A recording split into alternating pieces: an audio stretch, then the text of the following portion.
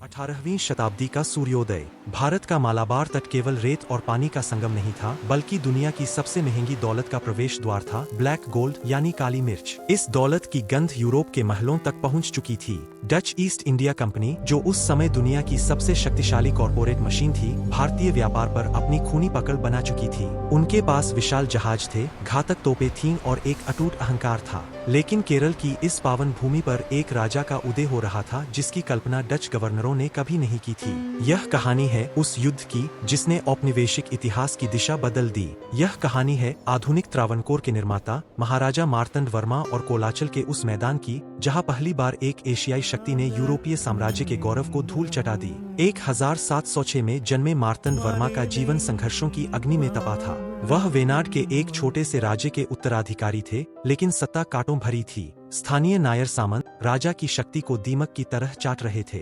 मार्तंड वर्मा को अपना बचपन और युवावस्था कभी जंगलों में छिपकर तो कभी भेष बदलकर अपनी ही प्रजा के बीच रहकर। इन कठिन परिस्थितियों ने उन्हें भूगोल की गहरी समझ और कूटनीति का ऐसा पाठ पढ़ाया जो किसी विश्वविद्यालय में नहीं मिलता।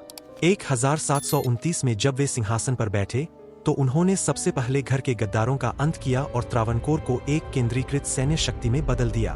वे समझ चुके थे कि डचों जैसी शक्तियों से लड़ने के लिए पुरानी सामंती व्यवस्था पर्याप्त नहीं थी। इसके लिए एक आधुनिक, अनुशासित सेना आवश्यक थी। डचों के लिए मार्तंड वर्मा केवल एक राजा नहीं, बल्कि व्यापारिक बाधा थे। जब महाराजा ने काली मिर्च के व्यापार पर राजकीय एकाधिकार घोषित किया और डचों को सस्ती दरों पर मसाला देने से इनकार कर दिया, तो संघर्ष अवश्यंभावी हो गया। कोच्चि में डच गवर्नर वैन इमहॉफ और मार्तंड वर्मा की मुलाकात इतिहास में दर्ज है। अहंकार से भरे वैन इमहॉफ ने धमकी दी कि वे त्रावणकोर को राख में मिला देंगे। महाराजा ने शांत स्वर में उत्तर दिया, यदि आप आक्रमण करेंगे तो मैं अपनी मछुआरों की नावों के साथ एक दिन यूरोप पर धावा बोलूंगा। यह केवल चेतावनी नहीं थी, बल्कि एक संप्रभु राष्ट्र की घोषणा थी। डचों ने बिना किसी औपचारिक अनुमति के युद्ध का बिगुल बजा दिया। नवंबर 1 डच नौसेना के 5 विशाल जहाज कोलाचल के तट पर पहुंचे। भारी गोलाबारी के बाद उन्होंने किनारे पर लकड़ी की किलेबंदी कर ली। उनका लक्ष्य स्पष्ट था, त्रावणकोर की राजधानी पद्मनाभपुरम। मार्तंड वर्मा ने पारंपरिक युद्ध के बजाय हाइब्रिड वारफेयर अपनाया। सेना के साथ साथ उन्होंने स्थानीय मुक्कुवर मछुआरे समुदाय को भी युद्ध में झोंक दिया।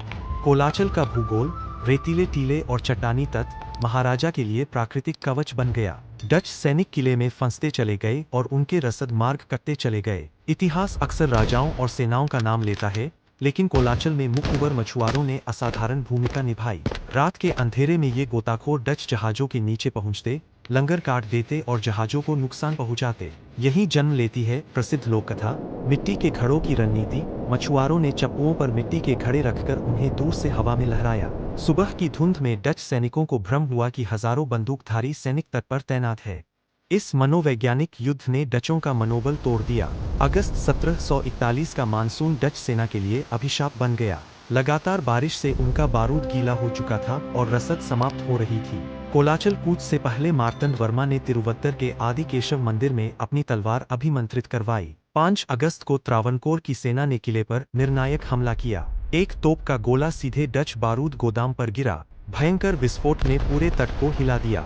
रसद और गोला बारूद नष्ट हो चुके थे। 10 अगस्त 1741 को डच एडमिरल यूस्टाचियस डेलनॉय ने अपनी तलवार नीचे रख दी। यह केवल एक युद्ध जीत नहीं थी, यह भारत में डच साम्राज्यवादी सपने का अंत था। युद्ध के बाद महाराजा ने असाधारण दूरदर्शिता दिखाई। उन्होंने डेलनॉय जैसे अनुभवी अधिकारियों को दंडित करने के बजाय अपनी सेवा में ले लिया। वलिया कपितान कहलाने वाले डेलनॉय ने अगले 37 वर्षों तक त्रावणकोर की सेना को आधुनिक यूरोपीय ड्रिल सिखाई, तोपखाने स्थापित किए और नेदुमकोटा जैसी रक्षात्मक दीवार का निर्माण किया। 1750 में मार्तंड वर्मा ने त्रिपादिदानम किया, पूरा राज्य भगवान श्री पद्मनाभ को समर्पित कर दिया। वे स्वयं श्री पद्मनाभ दास कहलाए। आज पद्मनाभस्वामी मंदिर में दिखाई देने वाला अपार स्वर्ण भंडार इसी काली मिर्च व्यापार और कोलाचल विजय की विरासत है।